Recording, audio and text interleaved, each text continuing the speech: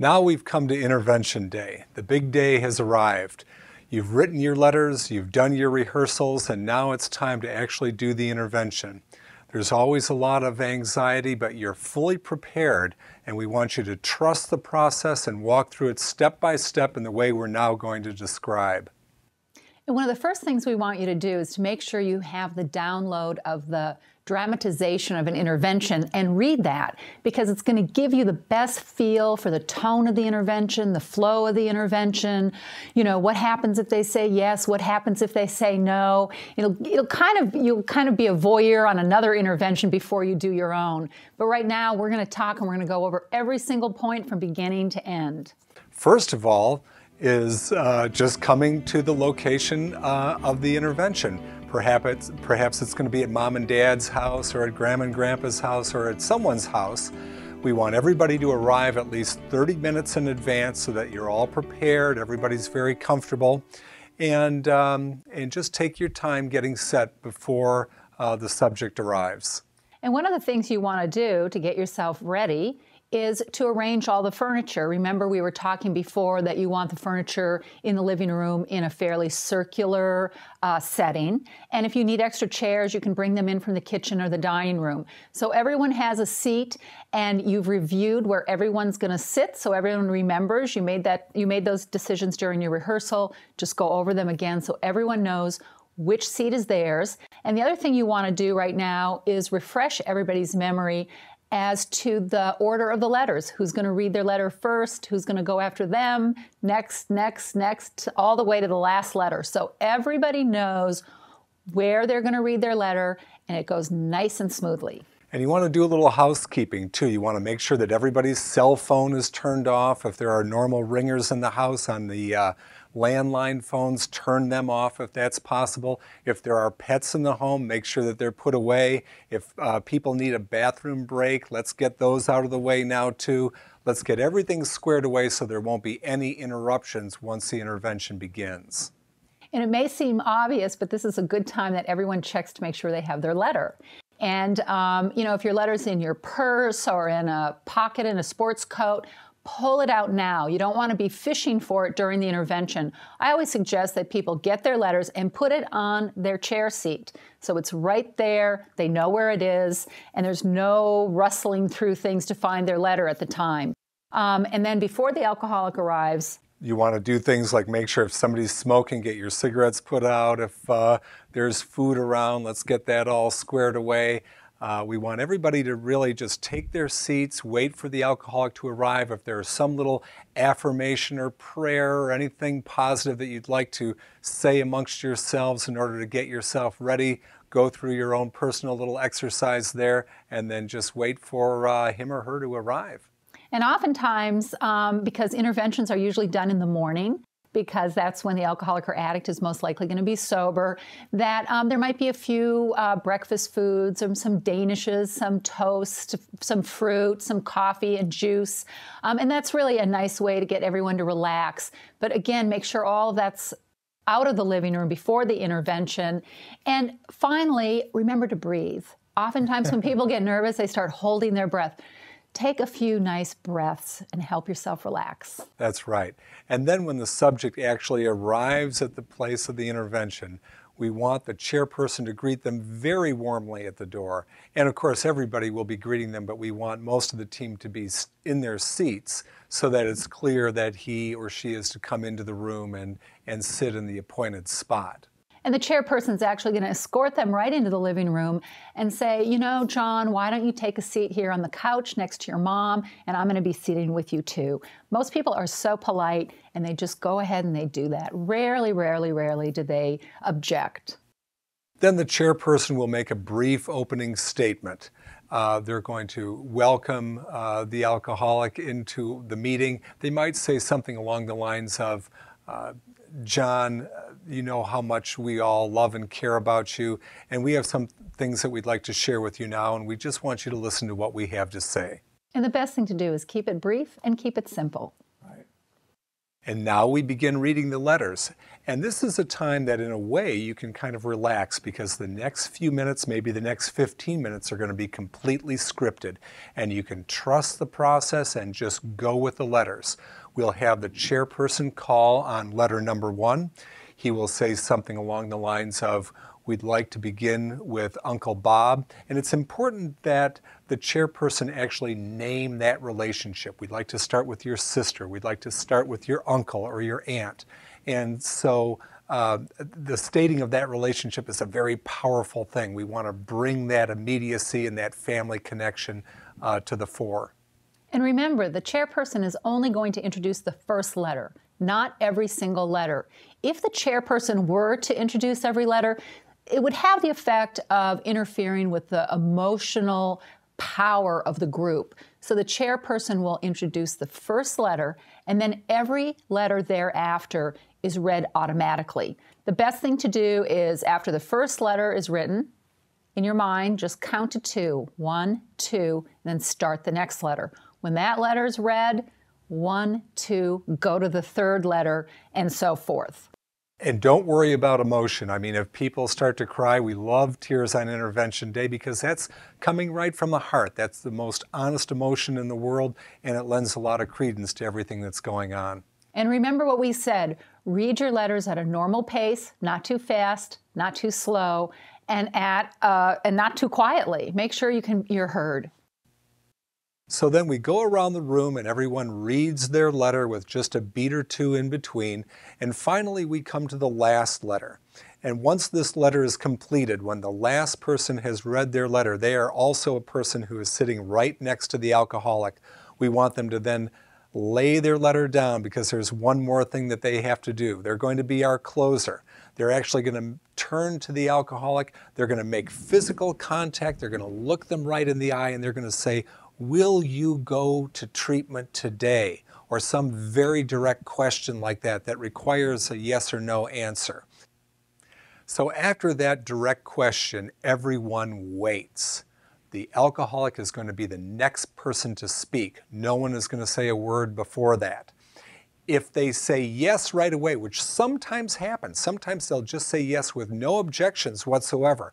Well, that's great. We want everybody to jump up, clap them on the back, give them a big hug, tell them how proud we are of him or her, and really give them that affirmation that we're all feeling very much from our hearts at that moment, because they've said yes to treatment and recovery. And it's important that you do that, because oftentimes it's the last thing families expect. You just don't expect to say, "Will you accept the help we're offering you today?" and hear a big yes. So everyone stays frozen in their seats. They're almost stunned and they don't get up and move. But you really do. You want to get up out of your seat right away, go right to the alcoholic or addict, get him or her up out of their seat. Big hugs, big congratulations, because that also gets them up and moving. Because with an intervention, we want to keep moving forward. We want to get going right away, because we don't want to give the alcoholic a lot of time to sit around and think, because thinking's not a good thing. They could change their mind. Because delay can lead to denial. But most of the time, the alcoholic is going to have some questions or some objections. You shouldn't really expect that you're going to have that immediate yes. You may get it about 25 to 30% of the time, but the majority of the time there are going to be some questions at least, and perhaps some very strong objections. That's not a problem. We have prepared for the objections, and now we're going to talk about how to answer them.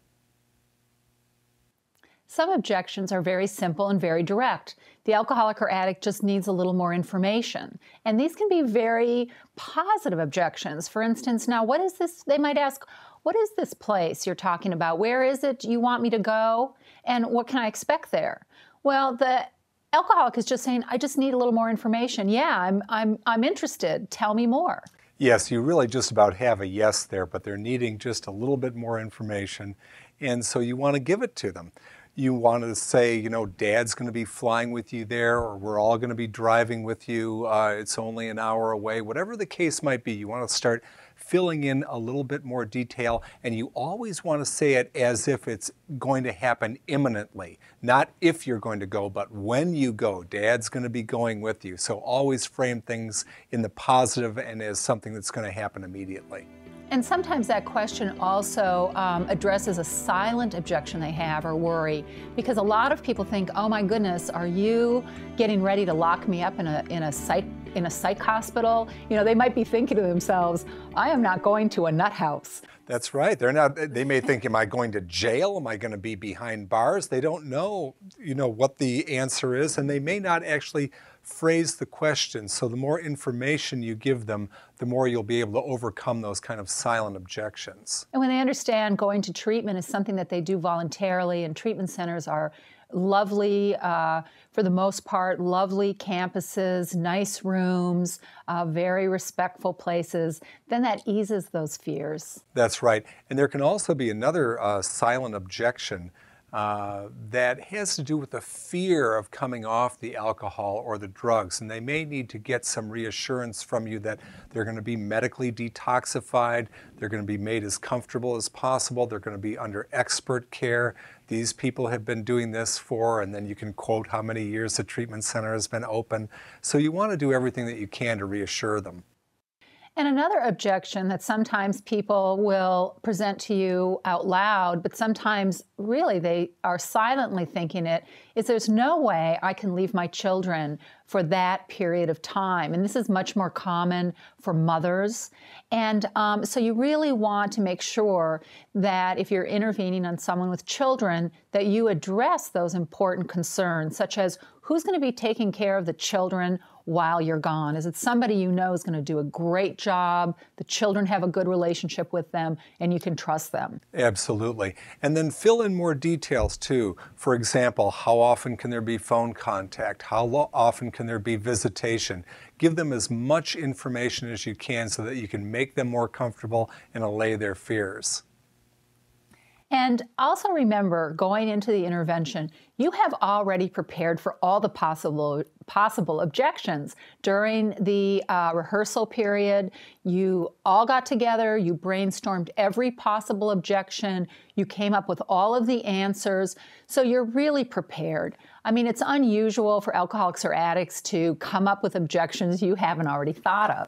In fact, during the rehearsal process and the preparation process, we often hear families say, oh, I know exactly what he's going to say first. I know exactly what her first objection is going to be. So you're prepared, just sit back and let the objections come, answer them calmly and thoroughly. If the person is angry or confrontational at all, never buy into that. And remember, the person who's going to answer most of the objections is going to be the chairperson. This is somebody the alcoholic has a great deal of respect for. They're most likely going to listen to them, but also prepare for objections, thinking about, well, maybe the chairperson isn't the right person to answer this objection. Maybe mom has to answer this objection, for instance. So everybody knows if this particular objection comes up, it's my responsibility to answer it. And another objection to make sure that you have covered before intervention day is any possible work-related objection. Yes, and it's great if you have someone from the workplace involved, or maybe you have a note from the boss, or you at least know what the company's personnel policies are, that you'll be able to answer that authoritatively. And if someone's there from the workplace, they may be the most authoritative person to answer that question. Because believe us, you don't want to be in the middle of the intervention and have the person say, love to go, but I can't because of my job, and you have no answer for that. That's right. Now, there can be a situation that will come up where you really don't know how to respond. It may be that the alcoholic or addict is taking you down some blind alley that you're not really expecting. And when that happens, really everybody on the team should have memorized in advance the sentence that I'm going to give you. And that is something that validates what the alcoholic is saying, but really keeps us back on track. So you will say, I hear what you're saying, but we're really here to talk about you today and getting you the help that you need. you can use that almost like a broken record whenever they try to take you down a blind alley. And that's so important because sometimes they'll try to get it off topic, that we're not talking about the alcohol problem, we're not talking about the drug problem, we're talking about something else. And that simple statement just always brings us back to the main point of the intervention, getting you the very best help possible.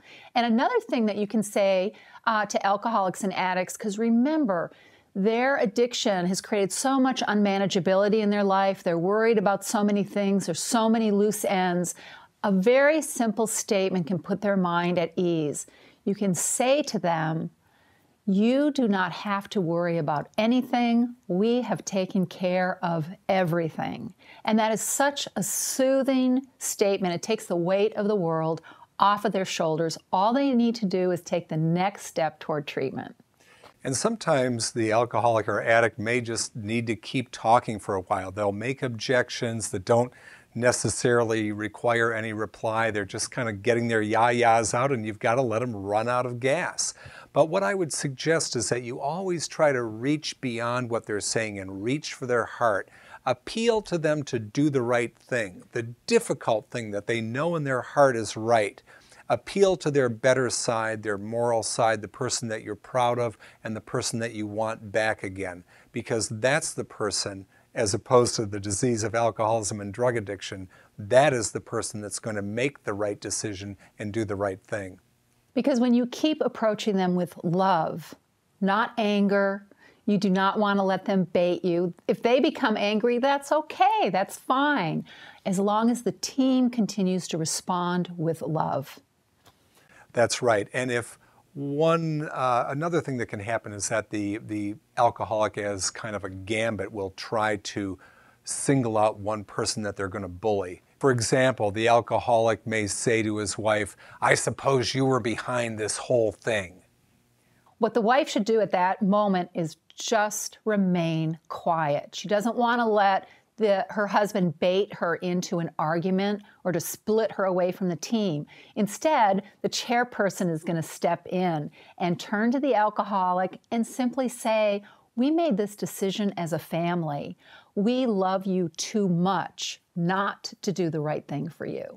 You know, alcoholics and addicts know instinctively that if they can start some kind of an argument during the intervention, that the whole thing will go nuclear and there won't be any treatment going on today. So if those kind of baiting techniques come out from the alcoholic, don't take the bait. Everyone remain calm, let it revert to the chairperson, and everybody just stay on track.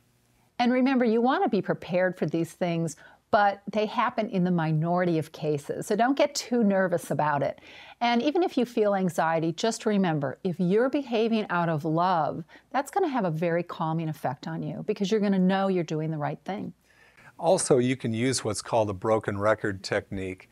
You don't always have to have a unique answer to every single objection and every single question that comes up. Sometimes you're going to want to keep saying the same things over and over again. Some of the things that we've already talked about, that we care about you, we want you to do the right thing, reaching for the heart. Some of those simple statements.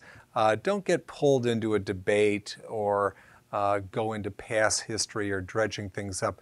You want to stick with the facts and go with the love and concern of the group and the very good plan that you have today to help this person. Absolutely, because sometimes the alcoholic will try to pull you in a debate, his or her opinion against your opinion. Never go there. Never start debating opinions. Stay in the facts and stay in love, and you'll be okay. Remember, when you're intervening, you're not in a big rush. Time can really be on your side. Oftentimes, an alcoholic or addict who has a lot of objections, all we need to do is kind of ride them out, just kind of roll with the punches, give them enough time to run out of steam, and oftentimes they just sort of exhaust themselves and then go, well, I guess I have no other choice, I'll go. That's right. A lot of times there's no magic moment that gets them to say yes. They just run out of gas and they finally say yes. There are also situations where they don't actually say yes, and yet you can still get them to go. For some people who are very stubborn, they never actually say the words, yes, I'll go to treatment. But you may be able to sense that they're just about out of gas, and so you can say, well, we've packed a bag for you. Why don't we take a look and see if we've got everything right? Or would you like to take a shower or change before going?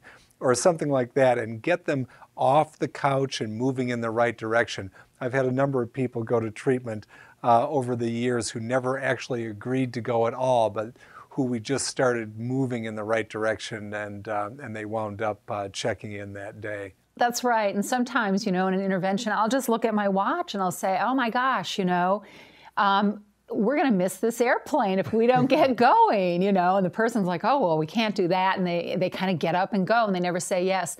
And other times a family member might say, oh, well, he's really frugal. So if we say something like, everything's already paid for, well, that'll get them to just get up and say, oh, okay. But they never actually say yes. We just kind of get them out of their seat and get them moving. I often say, too, to the alcoholic who's a little bit reluctant, I say, look, it's a free country. You can do whatever you want to do. If you get there and you find out that everything is completely unacceptable, or it's something different than what we've said, or you want to give up after a week, or whatever it is, there are no bars on the windows or locks on the doors. So why don't you just give it a chance, because we put an awful lot of effort into this.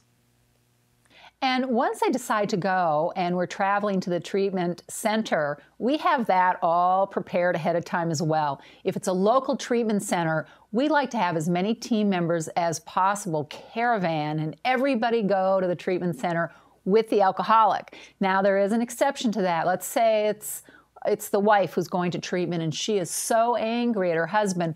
We might leave her husband behind because he might set off enough anger in her that when she gets to treatment, she just says, forget it, I'm not going to stay here. So we want to keep people surrounding her that are going to be positive, supportive, loving, but will not cause any anger. And if the treatment center is in a more distant city and you're going to have to be getting on an airplane, then there'll be a little caravan that goes to the airport, and then a certain person, maybe it's going to be a sibling or a favorite uncle or someone who is seen as an authority figure but safe and comfortable to be with.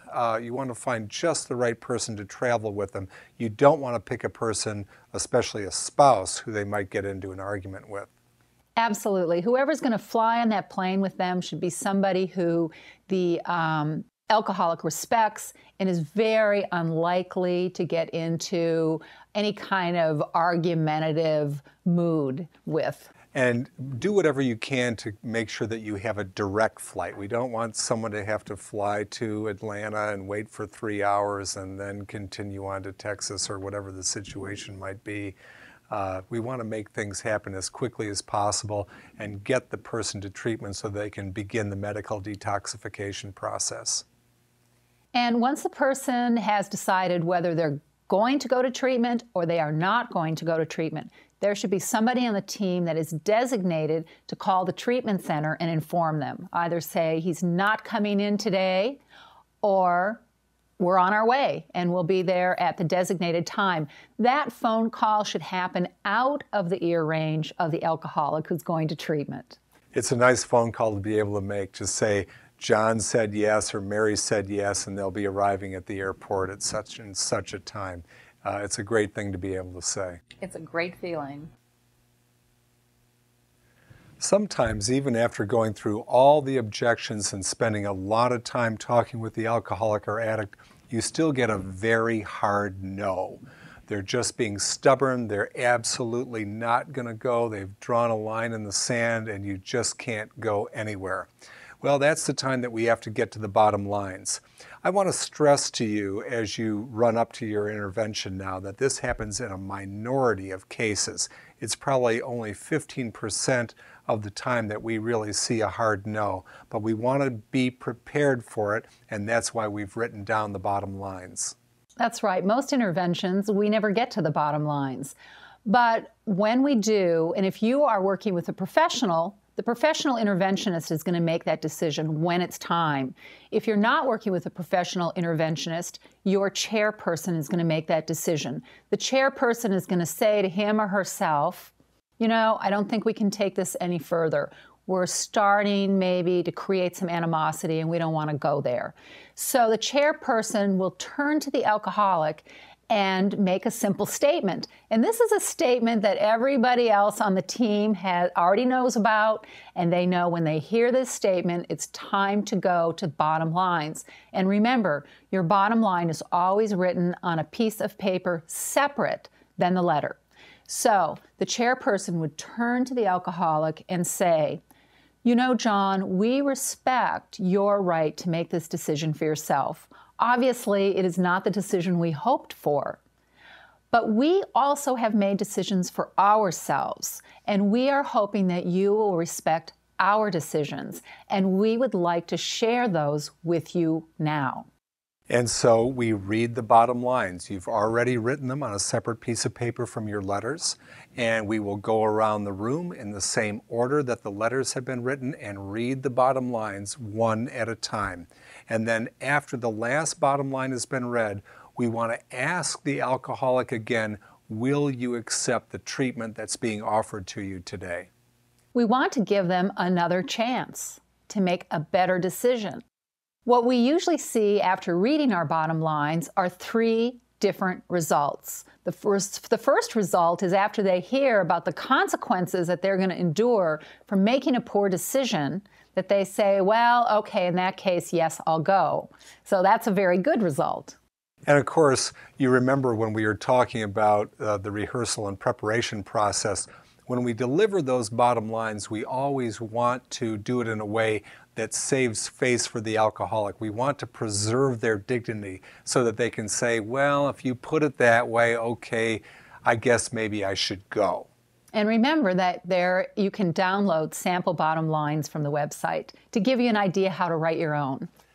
On the other hand, you may still get that hard no, and that's fine. They've made their decision, we have made our decision, and now the parties are going to go their separate ways, and they will feel the consequences of their poor choice. And even though after they've said no, they're not going to go, you still can give them a hug. You can still say, we really love you.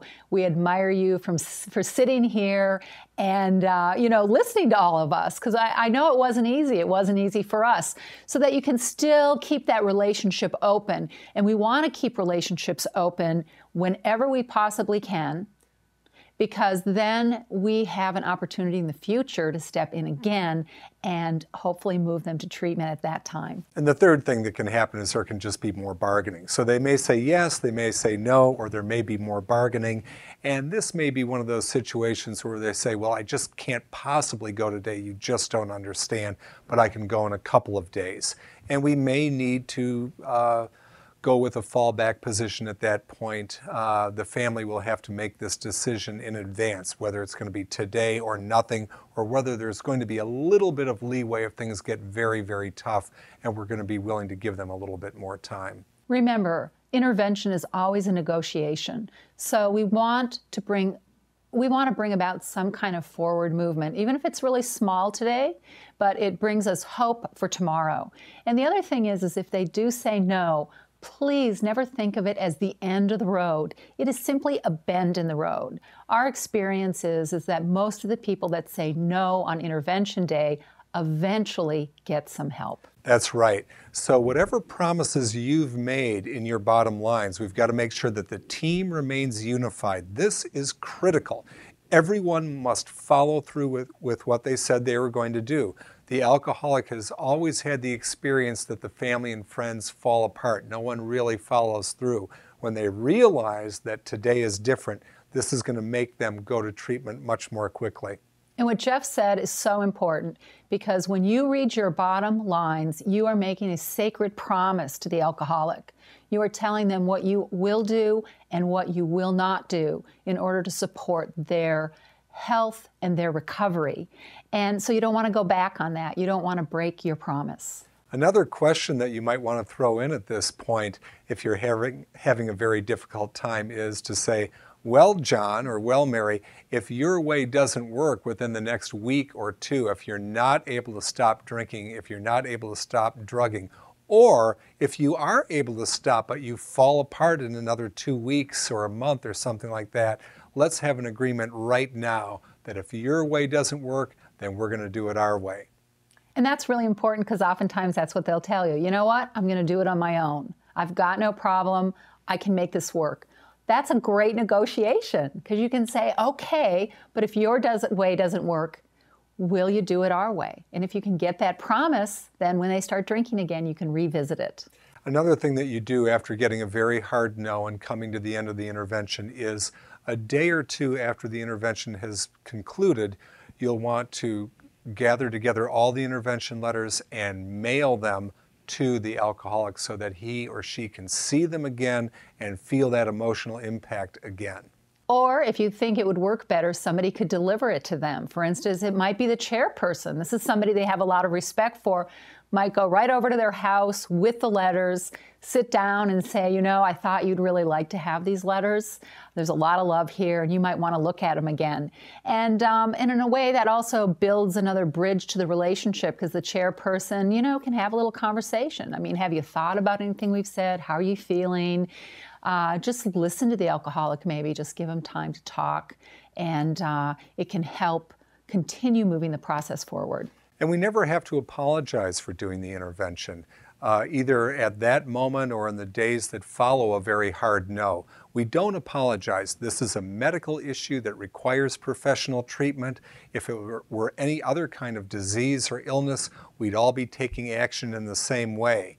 Because a lot of times you'll hear from the alcoholic, oh, geez, I can't believe that you did this in the days following the intervention. Well, the answer should probably be, geez, I can't believe that we waited so long to do it. Well, that's right, because sometimes the alcoholic, you know, they've said no, and now they're mad, and they feel all this, you know, self-righteousness, and they're getting on the phone, and they're calling people and really trying to manipulate people and guilt trip people and getting them to apologize for intervening. I always say to family members, never apologize. Rather than apologizing, if the alcoholic tries to guilt trip you, say something like this. You know, John, I am so proud of what we did. I'm so proud of being part of a family that would take that important step to get you help. So few families do that, but we love you so much that we would do nothing less than the best for you. I can't tell you how many times in those 10 or 15% of cases where we get the hard no, that within a week or so, I get a call from the family saying he's changed his mind, she's going to treatment, whatever it is. And, or they just like to talk to you again and revisit it, and they have a few more questions. So they really do want to go, but you know, they're just trying to find a way to save face and say yes. So stick with the process. Go through all of the objections. If you get a hard no, go with your bottom lines. Trust the process. In all likelihood, the person is eventually going to go, so stick together as a team. That's right. Once we've been successful and the person that you care about is safely in the treatment center, there are still things that you can do to show them your support and to give them that kind of ongoing encouragement that's so important. One of the primary ways you can do that is by sending them little cards and letters, just little notes of encouragement and faith and hope.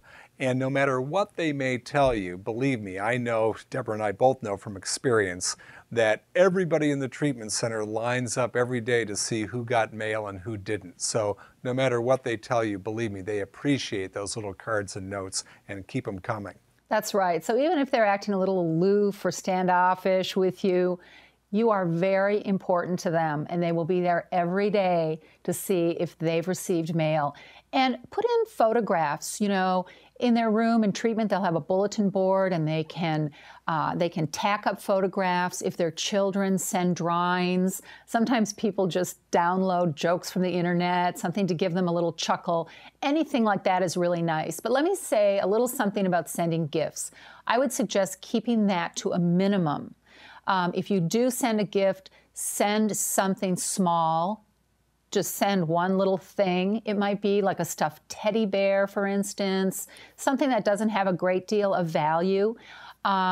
Also, if you send flowers, the same thing. Maybe just a little tiny bouquet, something that can be set on a bedside table, not some grand, arrangement of roses and things. We want to keep it small.